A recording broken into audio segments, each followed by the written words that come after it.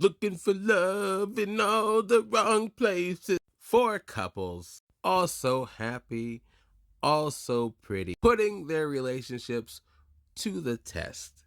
Can they be tempted? Will they go home with each other or somebody else?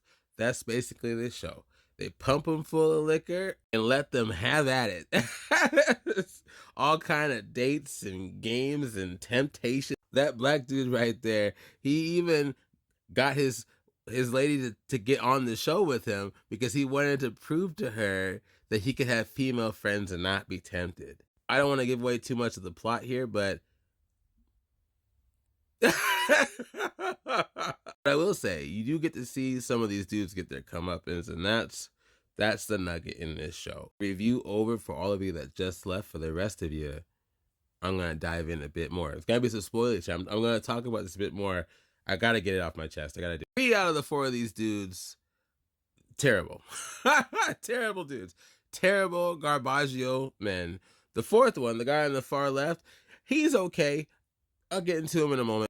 Interesting. These pictures, these 4 women right here, you see them from left to right? They are indeed with these dudes from left to right. Just to kind of give you an idea. Okay. 3 out of the 4 of these women, those 3 right there, the far left one, we'll exclude her for now. They deal with just, I don't understand why they deal with these dudes. I don't understand why they deal with them at all, especially when they line these women up with men that are seemingly far superior. These 4 dudes, cheater, a-hole with female dog tendencies, as his girlfriend put it. Hilarious. And I'm not sure how to qualify this guy. I'm not sure how I feel about the word I want to use for him. Out of place, I'll say, compared to these other dudes, definitely out of place. He tries to reach their levels, sort of, but it's not him. That's not who he is. This is why I don't actually like this show. I didn't want to watch it at first because I thought it was going to be drivel, right? And it is. But the more important thing here is most of these dudes should not be in a relationship, and you see it in front of you, and it's uncomfortable, it's upsetting, and you can't help but wonder like why these women stick with these men. With the exception of the guy on the left, he's got a different problem. We'll get there in a second. And all 4 of these women here, from what I can tell, they all seem to be varying in their personalities, of course. But none are that bad compared to the dudes that they're with.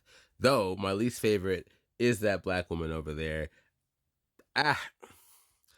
She puts up with too much. In short, way too much. I don't know where her self-respect is. I do not know where it is. They all love their men. They all do. But she goes to another level. She sees things and she hears things. Yes, hears them, and she's still still a maybe with her. You're like, whoa, what do you mean maybe? Like, dump that guy right now. Anyways, they show each other everything. So, men villa, women villa, right? Everything gets recorded. Everything gets recorded. I mean, they can't show everything. You don't want to violate people's privacy too much. But everything. You can see everything. You can hear everything. And they play it back for the other spouse on certain nights. So everything you do, could you imagine you're on a show with your spouse, different villas in Have at It, Temptation Island, and then you do whatever, and then they show that whatever to your spouse. It happens consistently, and yet these lovely gentlemen here still do things. And the women, for the most part, they stay loyal. They might date and hang out, but they don't do things quite like how the men do things until things get a little too much. I think I'm most disappointed in this couple because in the show, at least in the beginning, and it does seem like he's really trying. Apparently, they're a very vanilla couple. They're a very religious couple. She's super religious, super vanilla. depending on how you feel about that, he is trying to pretend to be that, and he's not. He wants more adventure. He wants more excitement, more rumpy pumpy. That's not my phrase, but I love it.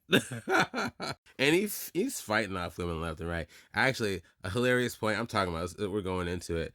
This guy right here and this guy right here both are interested in the same woman. That's not their spouse. Both try to pursue her in their own way, but this guy loses out by a mile. He's like not even close. This guy gets there without even trying. Matter of fact, the woman that he is interested in, and don't get me wrong, he doesn't pursue very hard, but the woman that he's interested in, she pretty much blows him off. And she tries super hard to get with that guy to the point where she even wrangles in another woman to help her out, knowing that he's really into that. He wants that. He's been craving that activity. And as soon as they give him that opportunity, from then on, I didn't care about the show. I did not care about it at all. I was like, no, no. And you know what? I'm going into full spoilers now if you're still here. She sees it and she hears it because they record everything. They're in the bathroom, they're behind closed doors, but you can hear everything. You hear all the slapping and the moaning and all that stuff. And they even come out in the morning and you hear them saying, "It's morning."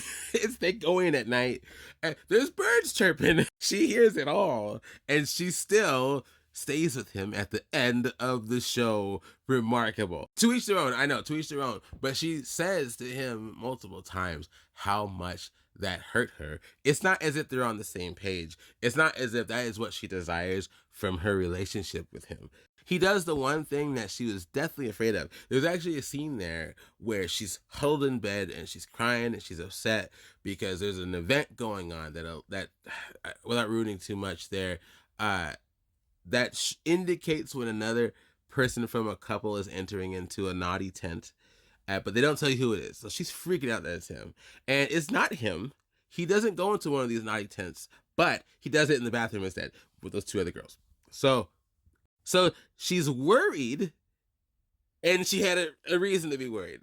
And she thinks about leaving, but he gives her the puppy dog eyes, and he gives her the puppy dog eyes, and the host kind of keeps them there for too long until she folds and she ends up going home with him. Don't get me wrong, to each their own. I hope they're happy together. I really do.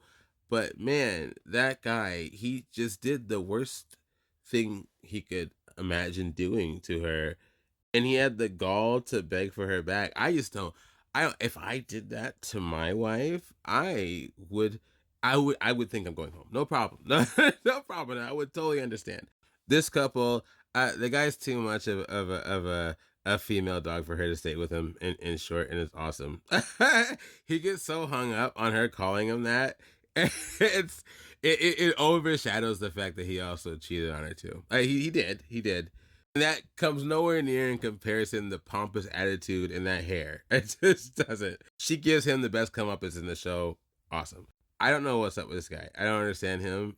As his woman put it, he ends up, I don't know if I can even say that word on here, enjoying some third rail coitus with another woman in the shower. Again, you can hear everything. You can see his buttocks. Still begs for her to come back to him. She doesn't, thank goodness. And these two live happily ever after. That's kind of the longest story of the show.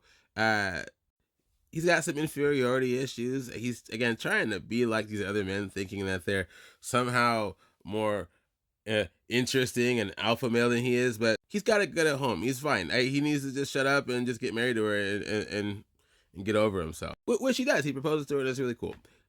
I'd say worth the watch if you watch a little bit of the beginning, a little bit of the middle, and the end. Otherwise, probably skip it. Let me know what you think. And yeah, we'll talk later. Temptation Island.